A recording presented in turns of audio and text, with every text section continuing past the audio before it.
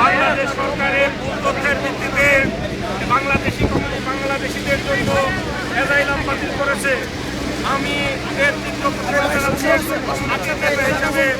আমি আহ্বান জানাচ্ছি ফ্রান্স সরকারের কাছে বাংলাদেশে প্রতিদিন মানবাধিকার লঙ্ঘিত হচ্ছে, বাংলাদেশের মানুষের জীবনের নিরাপত্তা নাই, বাংলাদেশের মানুষের স্বাধীনভাবে কথা বলার কোনো অধিকার নাই, বাংলাদেশের মানুষের বিরোধী দলের নেতারা এবং সাধারণ মানুষ থানায় কেস করতে গেলে কেস নেওয়া হয় না।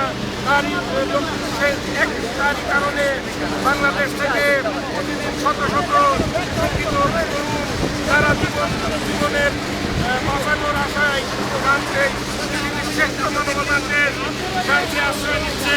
কিন্তু ফ্রান্স সরকার ভিত্তিতে বাংলাদেশিদের মুক্ত করেছে।